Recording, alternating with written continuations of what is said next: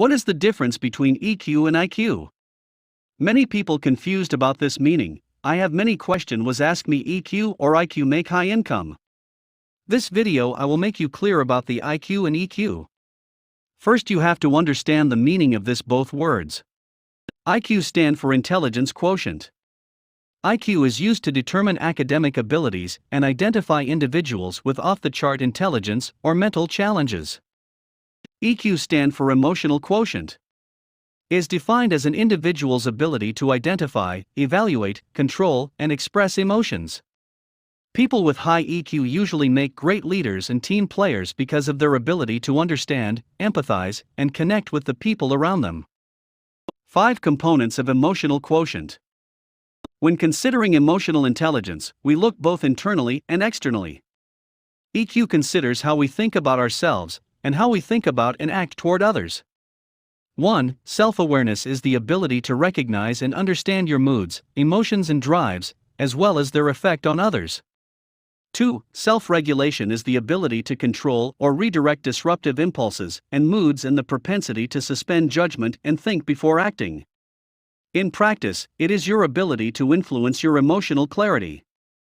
3. Motivation is a passion to work for reasons that go beyond the external drive for knowledge, utility, surroundings, others, power, or methodology, and are based on an internal drive or propensity to pursue goals with energy and persistence.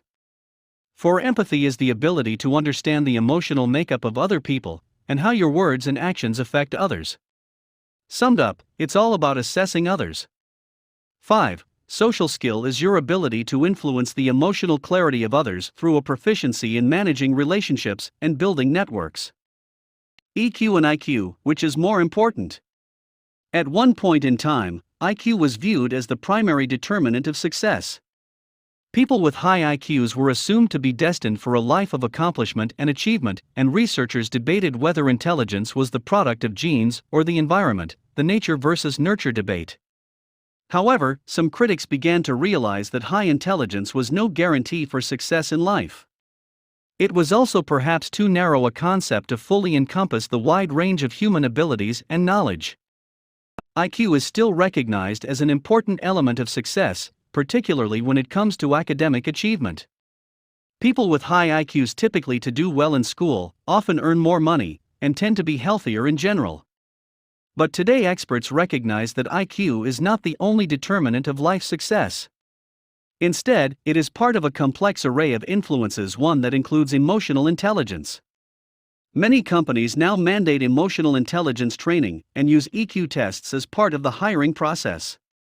Research has found that individuals with strong leadership potential also tend to be more emotionally intelligent, suggesting that a high EQ is an important quality for business leaders and managers.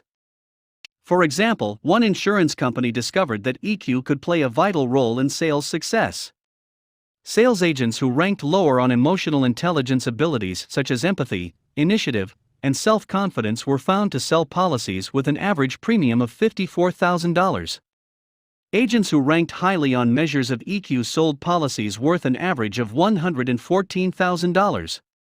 Emotional abilities can also influence the choices that consumers make when confronted with buying decisions. Nobel Prize-winning psychologist Daniel Kahneman found that people would rather deal with a person that they trust and like rather than someone they do not, even if that means paying more for an inferior product. Conclusion. The good news is that, just like your IQ, your EQ is not set in stone. While you may have areas in which you struggle today, with conscious effort you can improve those scores. Doing so will help you succeed in all situations, especially in business or social interactions. Emotional intelligence is part knowledge, part restraint, and part wisdom. Just as we spend years going to school to build our IQ, we need to spend time each and every day working on our EQ. Having a high IQ without an equally high EQ only gets us so far. But the combination of the two working in tandem can create limitless opportunities for someone proficient in both areas.